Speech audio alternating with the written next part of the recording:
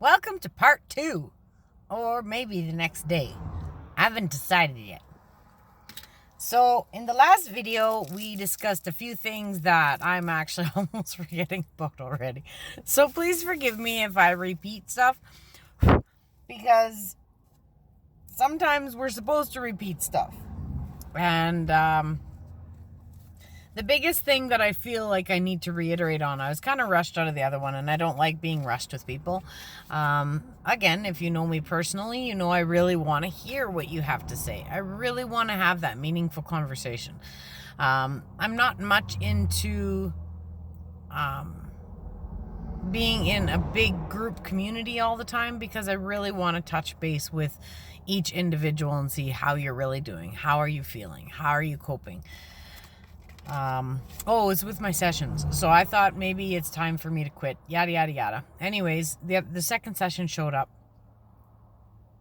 and reminded me of so much. Reminded me of friends. Reminded me of magic. Reminded me of how far I've come and how much I have actually built my intuitive gifts. I was guided to pull from a past life deck. Now that when you say past lives, that gets everybody's shit in a knot. So for a moment, join me, and I had to pull off on the side of the highway. So it's a really busy spot, but there's like construction everywhere, and I tried to find a zen space for us, but apparently we have to have that which is okay. Whatever's meant to be is meant to be. So with past lives, I remember somebody, and that somebody knows who she is, said to me about past lives. And the first thing I heard was I was angry. I was pissed off. I said, how dare you tell me I have to come back? I was just furious. I was furious because I said, I do not want to repeat this life again. Because some people believe that they repeat the same lives over and over and over and over and over again. That would be your same lessons over and over and over and over and over again. That would be rape over and over and over and over and over again. Like, who would even want to wish that? However, in this life, it's actually become quite a magical little thing. So for me, she looked at me and she saw how angry I was, and she looked at me and she goes, Stacy, it's a choice. I'm like, oh. So as I sat with that, again, that was a seed that she planted. And sometimes all we do is garden. All we do is plant seeds. And it's up to that certain individual to allow it to grow into whatever it's going to grow into. They can either allow it to grow into fear, or they can allow it to grow into something just incredible. For me, I chose the incredible. I chose that God would lead me, because, like I said, I've had a very strong relationship with God most of my life. I'm not saying that I always listen. Sometimes he's like, oh, dude, I'm trying to talk to you and you're not listening. And I'm like, yeah, but I'm a hero and I can do it, God.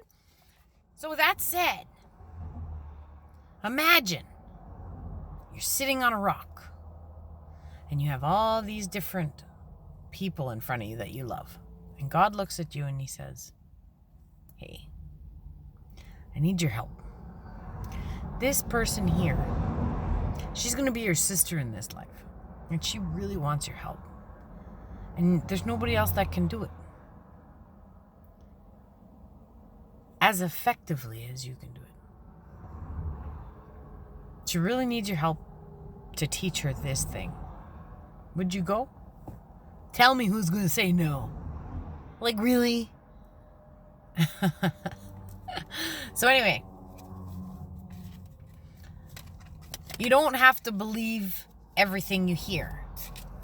As Mike would say, just because people say it don't mean it's true.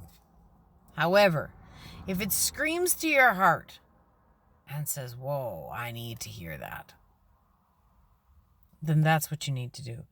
I like this deck, and I'd love to, try and sell you some and tell you where to go with Amazon, blah, blah, blah. But this is one of those $300 decks, because she just is in a different space now. So I will pick 3. Okay? So pick a 1, 2, or 3. I'll pick one from the top, one from whatever that is, and apparently the next one beside that. So there's many, many, many tools, like we've discussed before. They don't have to be dark. No, that was 3. They don't have to be like feng shui. If you take anything too far, there's going to be fear at the end of it. Anything, or you're going to get into really dark stuff. Even the beautiful of things with the best of intentions ended up in killing and slaughtering things because they thought that's what God wanted. I don't believe that's what God wanted. At least my God doesn't want that. So I think, whatever. It's not a discussion on religion. This is a discussion on helping you inspire yourself. So for me, the first experience I had with past lives is I went to something called an angel reading. It was with my first teacher, and it was with my first angel session. And again, from that same person that planted all the other seeds, she planted this one too. However, that has also chosen an incredible tree. It's a beautiful tree. And what she found, so she says, is there anything you'd like to focus on? I said, actually, yeah, I can't have children. And I said, we've tried everything that we were going to try, and we've decided if we can't have it naturally, it's not part of our life, then God doesn't want us to. So I said, we've made that decision. We were registered for IVF. We're just, this is where we're at. And I said, but every month I said, I'm sad. I have increased awful sadness every month. And I said, and I want to get over that. So anyway, she says, okay, close your eyes. And what she did was walk me through a past life regression. Now, you're going to have a lot of different teachers that have a lot of different opinions about a lot of different things with past lives. You need to choose what resonates with you. Nobody else. You. So my experience, and again, maybe each experience will be absolutely different. I've had several different experiences where they've actually dictated and have seen everything that's going on at the same time. Or vice versa, I've actually said exactly what's going on all at the same time. It really depends too, if you're a practitioner like it really depends on my clients what kind of past life session we have, depending on where that client actually is. Sometimes I need to nudge and say, whoa, this is what I'm feeling. And then it kind of validates them on what's going on. So for me, she talked and said, this is what I see. And I actually saw all this stuff in my mind's eye. It's like having a daydream. So I had my eyes closed and she says, yep. She says, it looks like you were raped in a past life and you had she says, you had an illegal abortion in a back alley and you killed your baby. And it rendered you infertile for your entire existence. And she says, there's a little boy that wants to bring you a gift. And she walked me through this whole thing and I'm sobbing, okay? Because even as I was a prostitute apparently, and I was pregnant and I had an illegal abortion, yada, yada, yada. Everything she told me in that one little blurb healed so many different aspects of my life. Just how I've thought of sex, how I've thought of myself in sex, how I've felt dirty, like just different things that I've had different issues with. So it made a lot of sense to me, which means I was able to heal that portion. And you know what? That baby stuff. Anyways, I saw this little baby. He came over and he put something in my belly. And like I said, I was sobbing like a baby. That sadness I was feeling every month went away. So who gives a shit if it's real or not? We didn't hurt anybody. We didn't cause any... We didn't hurt anybody. And it helped bring more peace to my life. So the way I look at it is, who cares? Who cares what people think, if it's real or not? Even if it's just a subconscious thing, like when you're writing a love letter, and then you read it to yourself and your subconscious thinks that actually somebody else just told you about the love letter. Who gives a shit? Why it works? It works.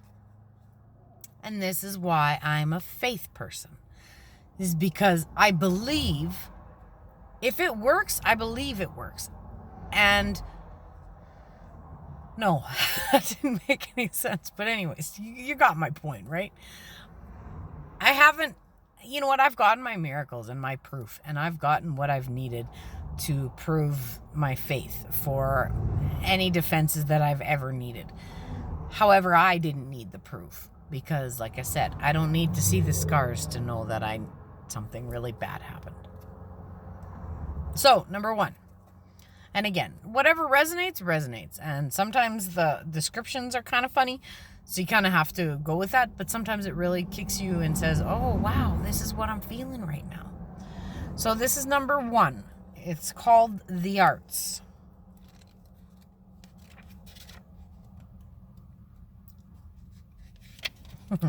You have artistic and creative talents that desire expression. The card comes to you as a sign that you would do well in an occupation relating to the arts. It also indicates that you were involved in the arts in prior lifetimes, which can explain your natural talents in the present. As a prodigy, you have the artistic skills that are innate and don't require training or the need to practice. These inherent abilities have been passed down from prior lives. It's important to explore and give yourself permission to unleash your artistic side. It doesn't open my window because, oh my God, I'm melting again. Might be a little loud, but work with me.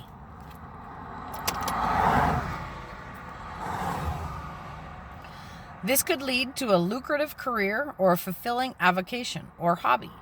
So take arts and craft classes and follow your inner guidance about creativity.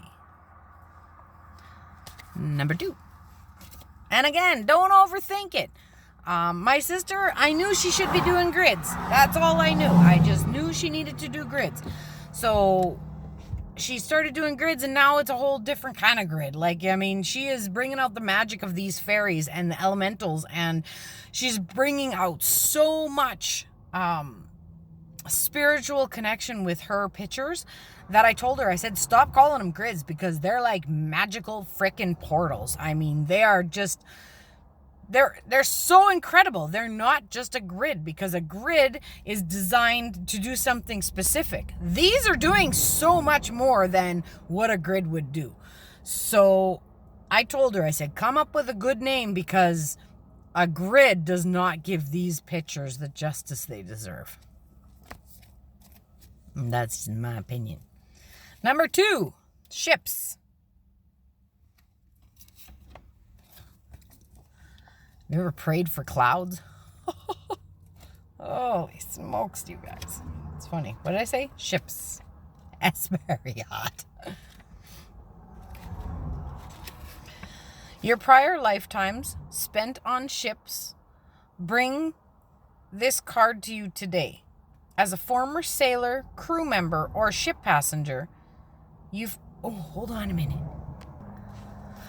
Okay, part of the distraction is gone. I was sitting in the sun, my shoulders burnt.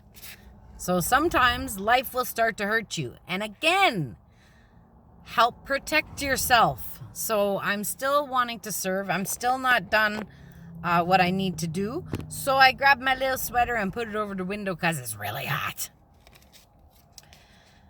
Okay, as a former sailor, crew member, or ship passenger, you've had the experiences at sea that have exerted an influence on the situation you're inquiring about. You probably already have a sense of the type of life you had aboard these ships. The question now becomes how your experiences have affected your present life. Negative reactions such as fears and phobias, or positive reactions such as longings to travel or a special affinity for the ocean, all may have arisen in prior lifetimes. So just to add to that, what does that mean? Again, all past lives hold little answers, whether it's just a clarification that, oh yeah, I really love being on the water. That makes so much sense. Or for me, I've had other lives or dreams, whatever, of being a nurse or a knight, or, things that put me in the very protective role. So number 3, Greco-Roman. I just wanted to read this one, makes me nervous. I don't know why. It's like, oh, what's it going to say about the Rome? The life card indicates that you had a significant life in Greece or Rome that is influencing the situation you're inquiring about. You may have noticed that you're drawn to Greco-Roman architecture, cultural, and spirituality. Perhaps you've visited areas of the Mediterranean which felt strangely familiar. Often when we visit a place where we've lived in other lives, we experience a sense of déjà vu. During your lifetime, you had experiences, relationships that formed the basis for your present life situation. You've also carried the knowledge forward that gained in that lifetime. Now that you're consciously aware of your connection to Greece and Rome, spend time researching these ancient cultures and spirituality associated with those places. Your research will trigger memories and insights, and you'll come to better understand yourself and your situation. So the biggest thing that I heard is just, again, feeling that connection to certain things in certain places. So another thing that has helped me, I'll share my personal experience. So I've had a lot of past lives where I was a shaman's daughter, or whether, and I've always left life early. So, and not to get into any kind of dynamics, they were always trying to train me to be a very powerful healer. And those groups of people would take my life. And so repetitively, I was taken out of that life the same way. And it was usually by rape. And anyways, so of course my first time was rape, and I thought it was just weird. And again, this is over 47 years, okay? This is why I can talk about it now. This has been over 47 years of evolution and understanding and finding my way and different little situations. So please please don't think that it wasn't a traumatic experience for me. Please don't think that I didn't have a lot of healing to do, because if you're in any kind of abusive situation, there's a lot of deep healing to do. And hell, there's still healings that I have to do in that private sector of my life. But again, so the point of this story is those groups, the nationality of those groups actually was my first rape in this lifetime. And I lost my marbles and I was laughing. I said, "Are you freaking kidding me?" And they actually did a ceremony so that I wouldn't come back the same way that I came back then, so that I could actually do what I needed to do without all the judgment and harassments and without repeating those same bad things. And I'm like, okay, this is just, and I'm sorry, this is not a racist or prejudice, or that's why I'm saying groups. Because as far as you know, it was my own culture. Well, I said that I was brought back in a new culture. But it's fascinating. It's just fascinating. And you know what? It doesn't matter how I got to where I got to. And yeah, okay, my experiences are a little intense. But you know what? I can stand as a warrior and say, I've earned this position in my life. I've earned how far I've come. I've earned knowing how to build my sacred space. But at the same time, even not earning it, you don't have to have a traumatic life just to listen. Source and spirit are going to talk to you no matter what. And you don't need harsh situations to learn lessons. So once I met Bonnie, Miss Bonnie Bogner, once I met her and realized I don't want to learn my lessons with trauma. I want to learn my lessons with grace and ease. And you know what? I'm not saying every situation's been easy since, but I'm telling you, it's not as dramatic and as intense as the previous ones have been.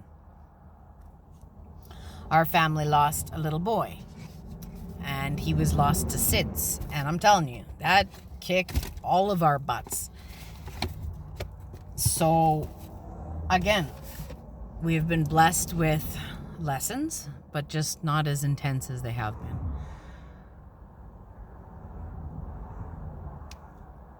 I think that is all. So, hopefully I've opened your mind a little bit, and just trust you, okay? Trust you, and if it feels dark and dirty, don't go there. It's a choice, okay? If it feels beautiful and enlightening, then go there. Work with the practitioners. I don't know if I ever got to the ending, but I had such a magical day yesterday. She came for a session, and then we chatted for like 5 hours after, and it's magical. And if you allow those special people to come into your life, don't worry about all the barbs that they try to poke in you, because it's their issues or their fears. It's their crap. If it doesn't feel right to you, trust it, because you know what? I've had past lives too telling me what my present friends were going to do, and it totally happened again in this lifetime. So you will have dreams or visions of betrayal. Trust those, okay? Trust those. I remember with my first marriage, which wasn't really a marriage, because it wasn't a marriage. He didn't loyal, honor, vow, or respect. And, I kind of got chucked around a little bit, and he apparently was poking with a lot of other non-marriages. Doesn't make any sense, but you know what I mean. But what was my point to that? I don't know. Don't even know. It's over. It's gone. It's healed. Don't even know where I was going with that. But again, you are worthy of great things. And if people don't treat you the way you deserve to be treated, it's your choice to stay, but it's also your choice to leave and reinvent those, from those past experiences, reinvent those boundaries and learn how to love yourself and appreciate those bad lessons that come, because they teach you what is not okay. They teach you what is not okay. And that's okay. That's beautiful. That's a freaking beautiful thing, to learn what kind of boundaries you deserve. I like how when people say, oh, charge people what you think you deserve. You can't afford me on what I deserve, because, honey, I'm priceless. So, although some of it makes sense, I understand to don't discredit your value, but don't compare it to money, because you're priceless. You're priceless. So charge what you need to charge as a practitioner. Listen to your heart. You know. And I'm sorry, I ain't going any higher than my 80 beans. I'm taken care of with nursing, so I don't do sessions and stuff like that all the time. I love the magic. So expos will stay in the future, but in the future, because right now we're going to deal with that other little situation that's going on, and hopefully I've given you some kind of strength and some kind of aha, and give yourself a hug and know that you're freaking amazing. So much love.